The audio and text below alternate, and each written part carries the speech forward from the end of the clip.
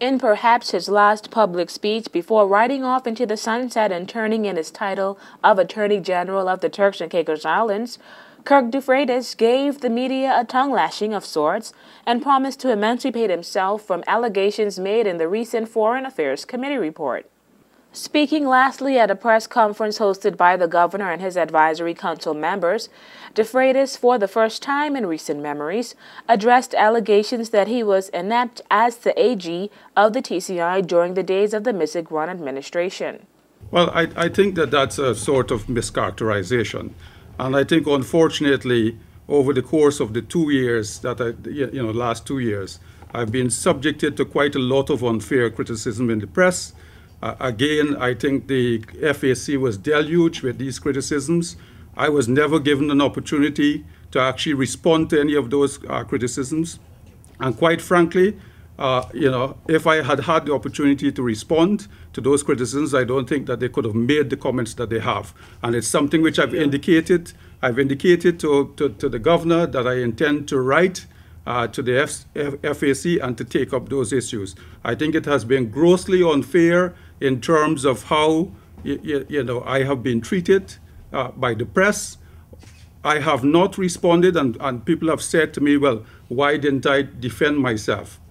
Quite frankly, the answer was because if there are investigations going on, it would not have been appropriate for me to be sort of entering into any sort of discussions on those matters.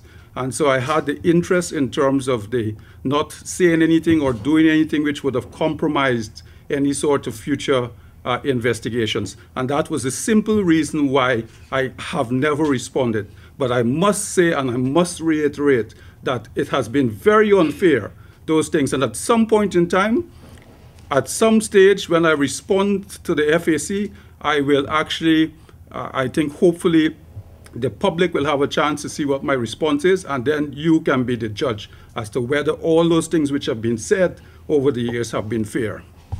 The Attorney General and his emotional rant was responding to allegations made by the FAC, which stated that, quote, despite the suspension of parts of the Constitution and the installation of the interim government, many parts of the Constitution have remained in place, and many individuals have retained key positions, including the Attorney General. While it is not claimed that the Attorney General himself committed illegal acts, it has been argued that he turned a blind eye for 5 years to all that occurred. Furthermore, serious concerns have been raised about the capacity of the Attorney General's office to deal with the issues raised both in the 2008 report and in the Commission of Inquiry and, quote, the damning and somewhat harsh FAC report.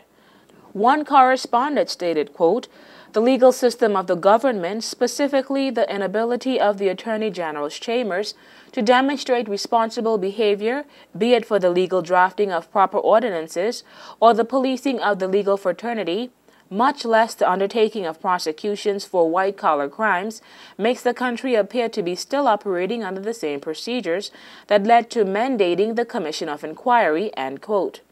Dufreitas, along with former Governor Richard Tafari, have long been called on by former ministers of government and sections of the public to be investigated, or at least appear on stand during the 2009 Commission of Inquiry. Governor Gordon Wetherell also confirmed that the Attorney General would not be seeking a third term in office and that vacancy notice for a new Attorney General would soon be published.